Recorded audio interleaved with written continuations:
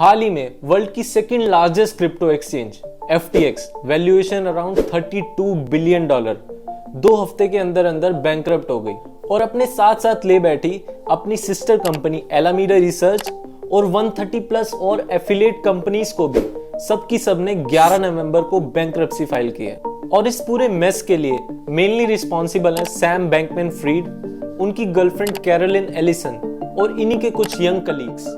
FTX went from a $32 billion company to bankruptcy in a matter of just 4 days or so. Over $150 billion. In 3 days, that's how much the world's 15 largest cryptocurrencies lost in market value. When you first got the call from Sam and you first had a chance to look at the books, because I think a lot of people are still trying to understand exactly what happened here. That you are the instigator of FTX's collapse.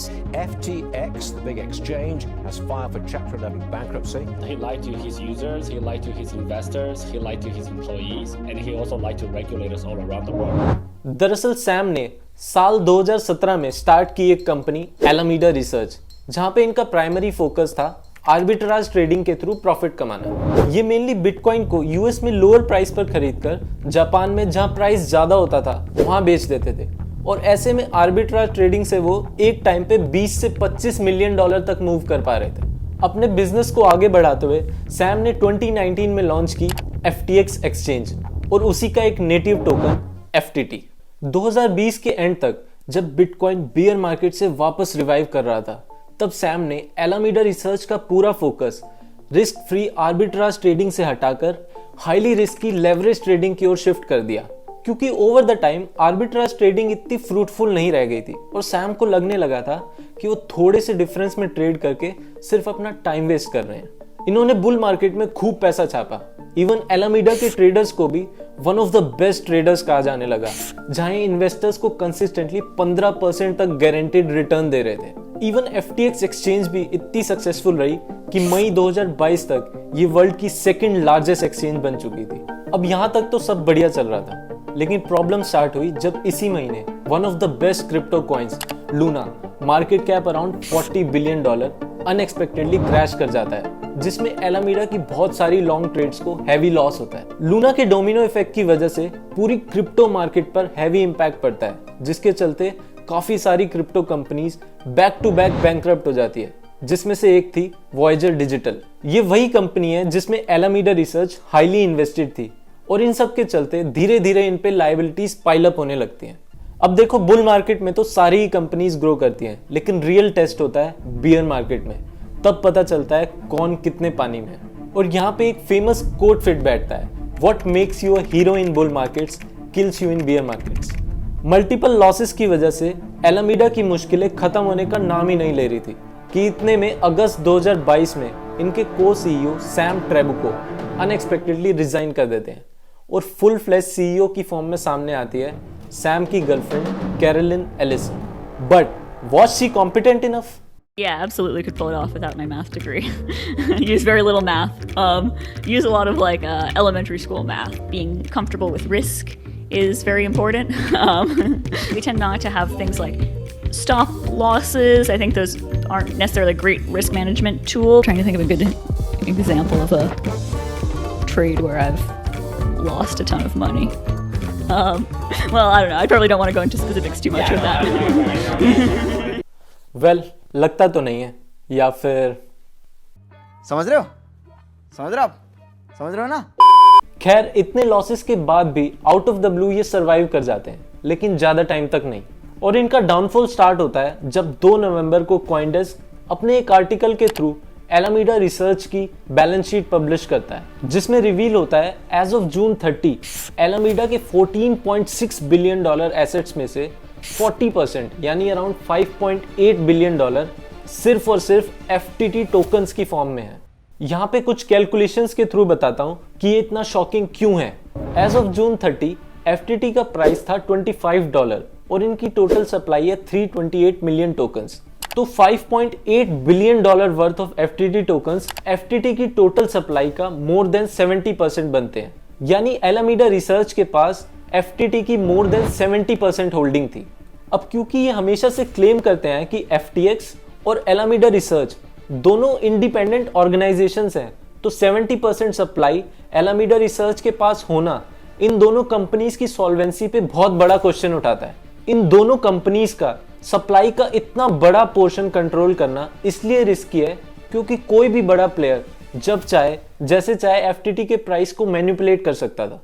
इसलिए कॉइनडेस्क के इस article के बाद crypto community से काफी reactions आए।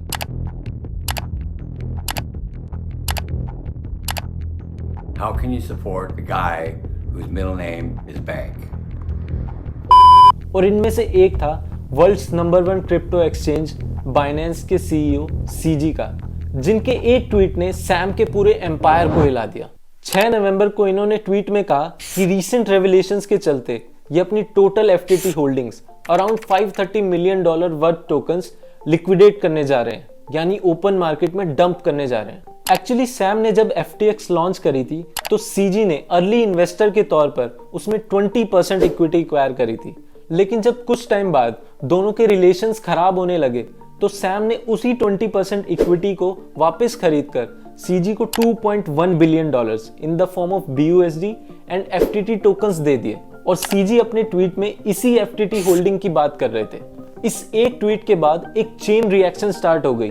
Within 72 hours FTX से $6 billion के फंड्स विड्रॉ हुए, जिन्हें मुश्किल से ही फुलफिल कर पाए। FTT का प्राइस 6 नवंबर को $24 से गिरकर 8 नवंबर को $15 तक आ गया और फाइनली लिक्विडिटी क्रंच की वजह से FTX को 8 नवंबर को विड्रॉल्स ही पॉज करने पड़े। ऑफ कोर्स क्रिप्टो वर्ल्ड के लिए ये सब बहुत वरिंग था और जिन लोगों के फंड्स अभी भी FTX पर फंसे हुए थे उनके लिए ये एक हॉस्टाइल सिचुएशन थी। But on the same day एक रे ऑफ होप दिखती है जब सैम ट्वीट करते हैं कि बाइनेंस इज एक्वायरिंग FTX और सीजी भी इस चीज को कंफर्म करते हैं, but on the condition of post due diligence. लेकिन अगले ही दिन यानी 9 नवंबर को मिलियंस ऑफ यूजर्स जो अपने फंड्स को वापस से एक्सेस करने के लिए इस डील से होप लगाकर बैठे हुए थे, उनकी ये होप भी टूट जाती है जब Binance miss handling of customer funds का रीजन बताते हुए इस डील से बैकआउट कर लेता है। और इस न्यूज के बाद तो FTT का प्राइस एकदम से क्रैश कर जाता है और इन द एंड 11 नवंबर को FTX, एलामीडा और इनकी 130 plus affiliate companies chapter 11 bankruptcy file कर देती है। FTX और एलामीडा में ऐसा क्या चल रहा था, इन सब के बाद इस पर काफी सारी थ्योरी सर्कुलेट होने लगी, जिसमें से मोस्ट रेलेवेंट थ्योरी है ब्लॉकचेन एनालिसिस कंपनी नैनसन की, जिसके अकॉर्डिंग ये दोनों कंपनीज मिलकर स्टार्टिंग से ही FTT की नियरली 90% सप्लाई होल्ड करती थी और ओपन मार्केट में हार्डली 10% सर्कुलेटिंग सप्लाई होने की वजह से ये FTT के प्राइस को $0.1 से $84 तक ले जाने में सक्सेसफुल रहे थे।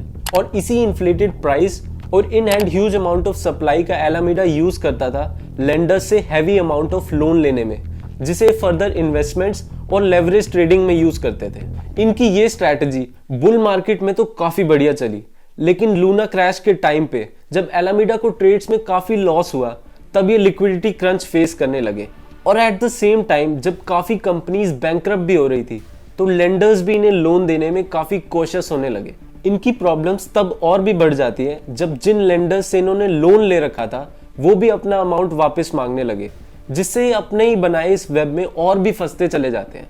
क्योंकि एलामीडा को इन लायबिलिटीज को कवर करने के लिए in the end FTT tokens dump करने पड़ते, जिससे मार्केट में कम लिक्विडिटी होने की वजह से FTT का प्राइस क्रैश कर जाता और एलामीडा के साथ साथ FTX ग्रुप का भी बैंकरप्ट होना तय था।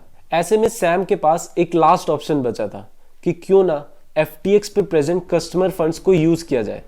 इन्होंने दिमाग लगाया और एलामीडा के पास प्रेजेंट FTT टोकन्स को FTX पे एज अ कोलेट्रल रख के customer funds in the form of loan Alameda को ट्रांसफर कर दिए, which is mishandling of customer funds and illegal. Actually Sam का प्लान ये था कि इन कस्टमर फंड्स की हेल्प से एलामीडा को जैसे तैसे रेस्क्यू करके एटलीस्ट ब्रेक इवन तक ले जाया जाए ताकि इस बियर मार्केट में सरवाइव किया जा सके। सैम के हिसाब से इनका ये प्लान फुल प्रूफ था, क्योंकि जनरली किसी भी एक्सचेंज पे एक साथ इतने सारे विड्रॉल्स देखने को नहीं मिलते अनलेस कोई ज्यादा ही नेगेटिव न्यूज पूरी मार्केट को टेक ओवर कर ले। एंड ऑब्वियसली FTX के पास इतना लिक्विडिटी बफर था कि रूटीन ऑपरेशंस को ये इजीली हैंडल कर पाए। ये सक्सेसफुल भी हुए, लेकिन 5-6 महीने तक ही बैलेंस शीट के लीक होने के बाद इन दोनों कंपनीज के हिडन कनेक्शंस एक्सपोज हुए, जिसमें फ्यूल टू द फायर का काम किया सीजी के उस ट्वीट ने।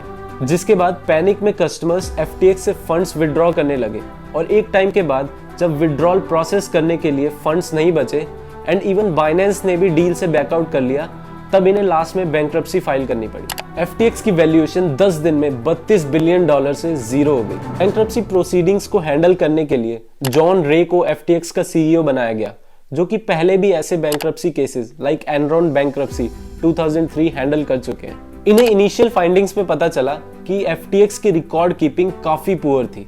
FTX फाइनेंसेस में अप्रोक्सीमेटली $10 बिलियन का मिसमैच मिला है। ऑल्दो सैम US सिटीजन है, लेकिन क्योंकि FTX का हेडक्वार्टर बहामास में है, जहां वो करंटली रहते भी थे, इसलिए 12 दिसंबर को बहामास पुलिस ने उन्हें वेरियस फ्रॉड चार्जेस में अरेस्ट कर लिया है और बीइंग अ US सिटीजन उन्हें इवेंचुअली US के लिए डिपोर्ट किया जाएगा, जहां इस केस की फर्दर प्रोसीडिंग्स होगी। सैम के अरेस्ट के बाद 14 दिसंबर को रॉयटर्स ने अपने एक आर्टिकल में रिवील किया कि सैम ने FTX की कोडिंग में कुछ ऐसे चेंजेस कर रखे थे जिससे एलामीडा की ट्रेड्स कभी भी इनकी एक्सचेंज पे लिक्विडेट ना हो, जिससे इनडायरेक्टली वो कितने भी फंड्स FTX से बोरो कर सकते थे बिना इसके कि इनका कोलेटरल अमाउंट कितना है। इस चीज को सिंपली समझा जाए तो अगर कोई नॉर्मल यूजर FTX या किसी भी एक्सचेंज पे अपने $100 को एज अ कोलेटरल रखकर और $400 बोरो करता है, यानी 5x लेवरेज में, तो अगर उसकी ट्रेड में loss equivalent to collateral amount हो जाता है, तो ऐसे में उस ट्रेड को ऑटो लिक्विडेट कर दिया जाता है।